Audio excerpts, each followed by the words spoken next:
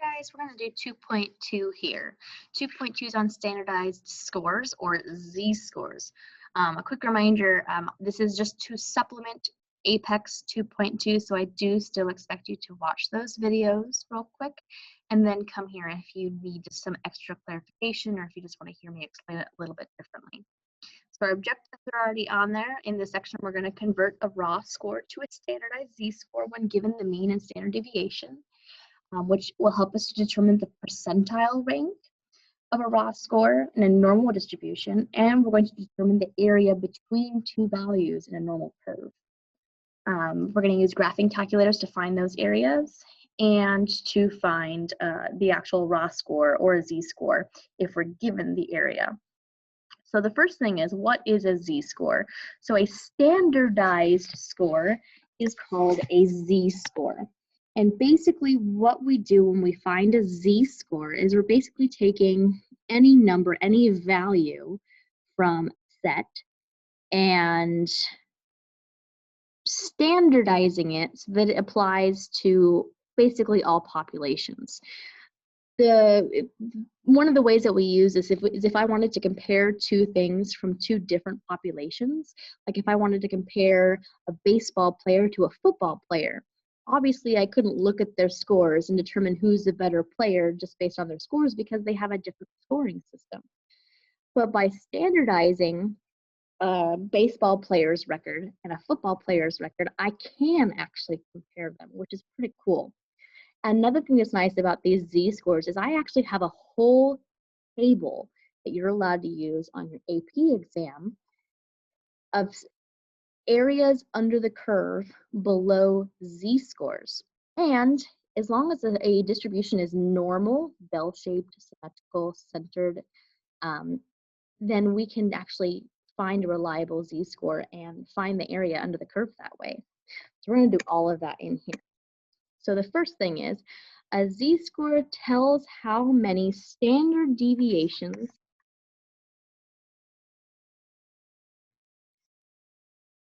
an X value is from the mean. So in other words, we go from having our X value can be inches or miles or time or money or any kind of variable we want it to be. In this case, you can see our X variables are scores. When I standardize these scores, when I change them to Z-scores, my unit of measurement becomes standard deviations. So in this one, you can see my mean SAT score is 500. If I move one standard deviation to the right, I get to 600. So if I were to standardize this score, the Z-score for 600 would be 1, because it's one standard deviation above the mean. 700 is 2 standard deviations above the mean, so 700 would have a Z-score of 2. And if we go the other direction, it's the same thing, but negative. 400 is 1 standard deviation below the mean, so the Z-score for 400 is -1. And the Z-score for 300 is -2. Okay, and I can find the Z-score for any X variable along this X-axis, whether it's a decimal or a fraction between those, or all the way to infinity. They all have a Z-score. So to find a Z-score for any X value, we use this equation. Z equals the X value we're given minus the mean divided by the standard deviation. So let's use that to compare some populations. Or no, wrong thing. So let's just go back here and look at another example. If I wanted to find the Z-score of a number that's not on here, maybe I wanted to find the Z-score of 850. You do really, really good on your SAT and you get an 850 on your SAT and you want to know, how good am I, right? So to do that, we're going to standardize the score. So Z equals X, this is X. X is your score, your SAT score of 850. Subtract the the mean, which is on here, it's 500, and divide all of that by the standard deviation, which we can see each standard deviation is 100. And let's see what we get. 850 minus 500 is 350. Divided by 100 is 3.5. So the value, the SAT score of 850 is 3.5 standard deviations above the mean, or it has a z-score of 3.5. I can then actually use that z-score to find the exact percentile you would be in if you scored an 850 on your SAT exam. We'll go over that later though. Okay, moving on. So again, why are z-scores important? I already told you this. It's to compare populations. We can compare x values from different populations, and we can find the proportion of the percentage between any two x values. We talked about before in one of the previous sections about that empirical rule. We said 68% of the data is between here and here. So this area would be 0.68. 2 standard deviations below and above, if I add that to it, now we have 95% of the data, or an area of 0.95. And if I go 3 all the way to 3 on both sides, now I have 99.7% of the data, or 0.997. Okay, those are all proportions and percentages. So what if I wanted to find a different interval? How would I do that? We can actually use this standardization technique and a fancy table that you're going to get to use on your AP exam to find those specific kinds of areas. So the next thing they want to look at here is the standard normal distribution. That's what this is. Okay, so all normal distributions are centered at a common mean, but that mean can be any number, right? And a standard deviation makes it nice and bell-shaped and symmetrical. But normal distributions can be wide, they can be skinny, they can be centered somewhere else. As long as they're bell-shaped and symmetrical, we can say that they're basically normal. A standard normal distribution specifically has a mean that is exactly 0 and a standard deviation that is exactly 1. So when we change our x values into z-scores, we're actually changing our normal distribution into a standard normal distribution, or we are standardizing our values. So anytime that you're told you're looking at a standard normal distribution, all you need to remember is that the mean is 0, the standard deviation is 1, and the shape is symmetrical and bell-shaped. Okay? So the horizontal axis for a standard normal distribution, I already said this, they're expressed in standard deviations, not miles or inches or price or salary. It's standard deviations. And the total area under the curve, I said this in the last section, this is a probability curve, right? And the area underneath any probability curve is always 1, because it represents a proportion of 100%. And again, I already said the mean of a standard normal curve is 0, the standard deviation of a standard normal curve is 1, and standard normal probability, the area under the table, the standard normal probability table gives the area under this curve for any z-score. So let's take a look at that table real quick, because it's awesome and you can use it on your AP exam. So this document, I did post it in Google Classroom in case you need to print it for any reason. If you were in class at the beginning of the year, you should already have it.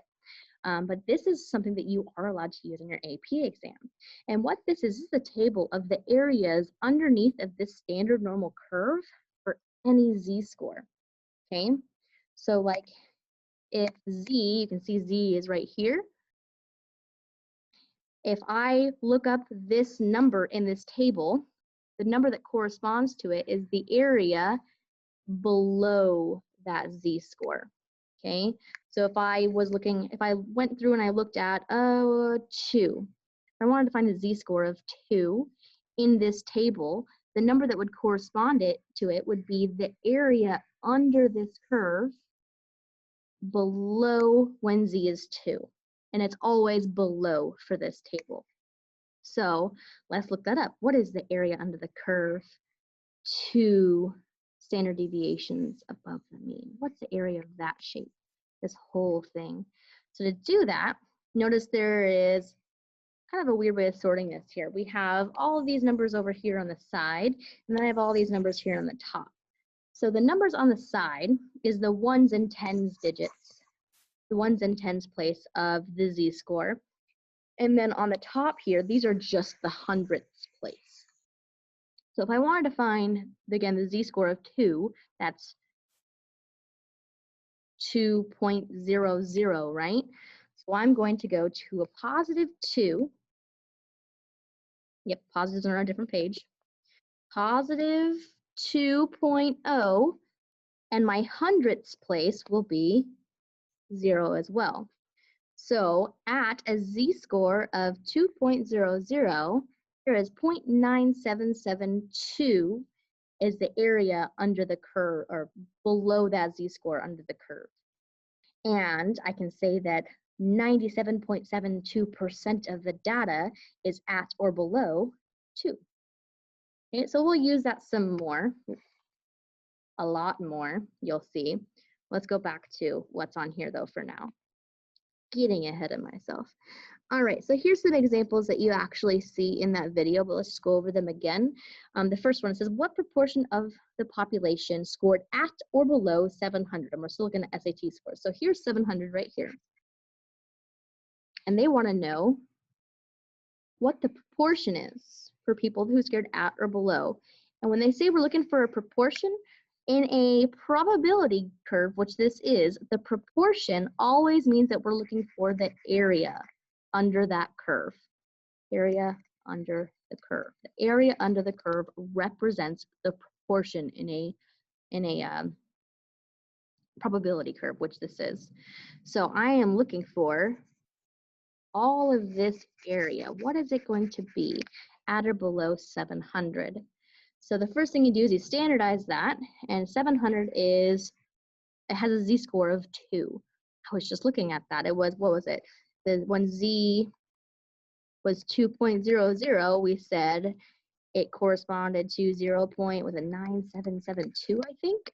So that's my answer. The proportion of the population that scored at or below 700 is 0.9772, or 97.72% of the population scored at or below a 700, okay? Because most of people.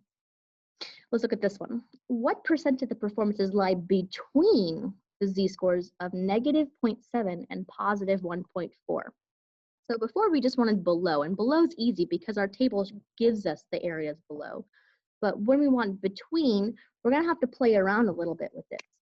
So I'm still gonna use my table, but what I'm gonna do, and what way you should always do this if you're trying to find the area between two z-scores, is this. I'm gonna find the area at or below this number, which is, I don't know, but it has a z-score of 1.4.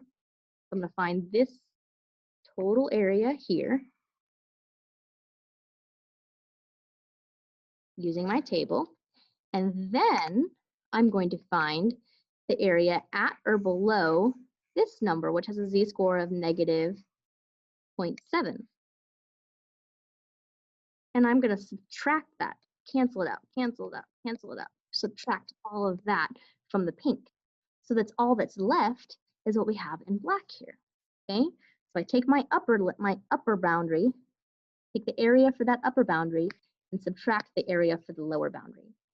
The first thing I need to do, they already have them standardized for us, so I need to find the area or the probability at when z is a +1.4 and when z is a -0.7. So I'm going to go back to my table and find those two numbers.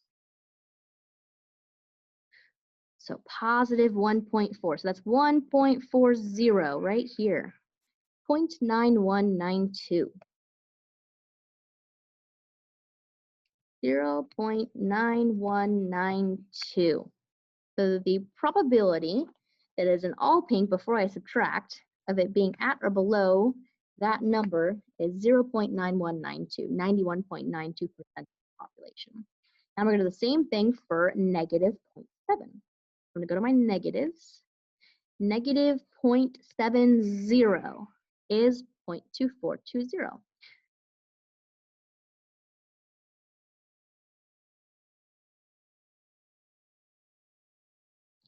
All right, so there we go. So now I have my pink, not 0.9192, my orange, 0.2420.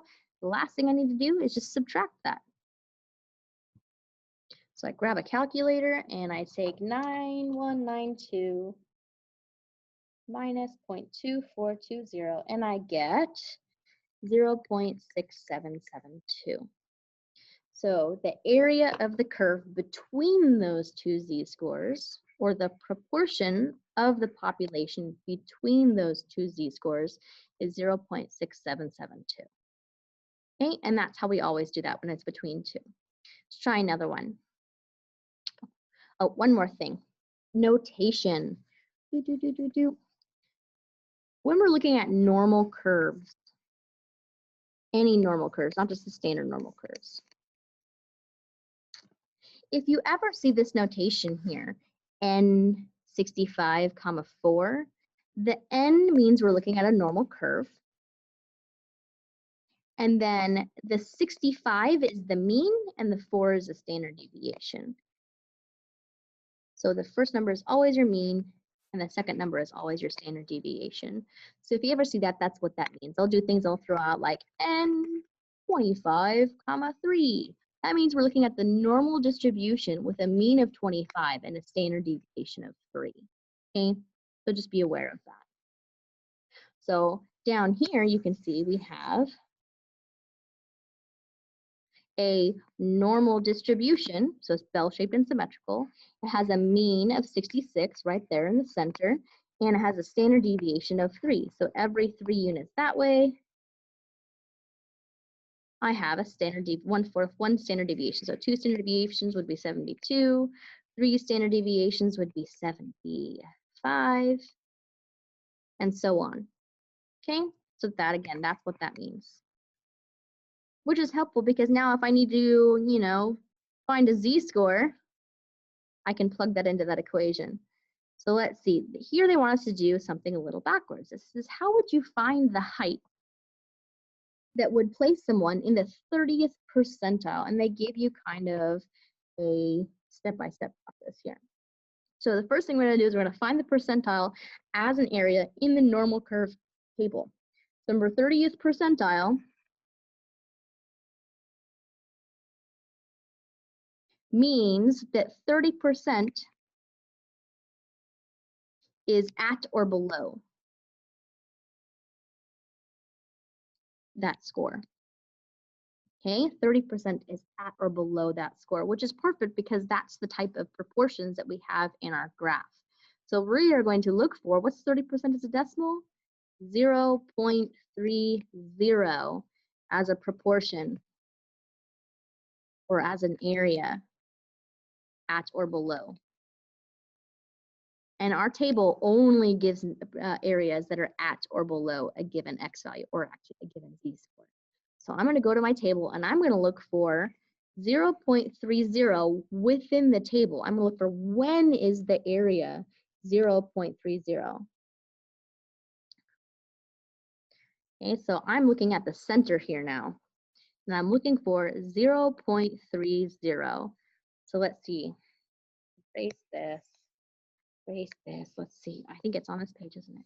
So here I have 2.76 for negative 0.59, and then I move up to 0.5 and I get 0.3085. So it looks like it's somewhere between, this is negative 0. Where am I? Negative 0. Oh, no. I can get closer than that. What am I thinking?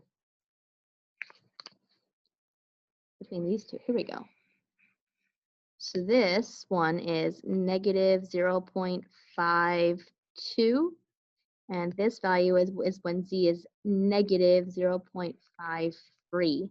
So I could probably split the difference there and say z is about negative 0.525. That's right between negative 0.52 and negative 5.53, and we know it's somewhere between there. But we don't have decimals that small, unfortunately. So I can pretty much just guess. Say it's about negative 0.525. Okay? So going back, negative 0.525, negative 0.525. There's my z-score, okay? So z is negative 0.525, okay? So if that's z though, then what's x? What's the actual value that would give me the 30th percentile? Well, let's go ahead and put that into our equation for the z-score. How is the z-score calculated? Z is x minus the mean over the standard deviation. And I just found out z is negative 0.525. We're looking for x, so obviously we're not going to know that yet. The mean, it tells us there above, is 66. And the standard deviation, it says, is 3. Oops, got my division symbol. Divide, divide. So now I can solve for x. I'll start by getting rid of that denominator 3, multiply both sides by 3, so that'll go away. Let's see, what is negative 0.525 times 3? It is a negative 1.575. And then I'll add 66 to both sides.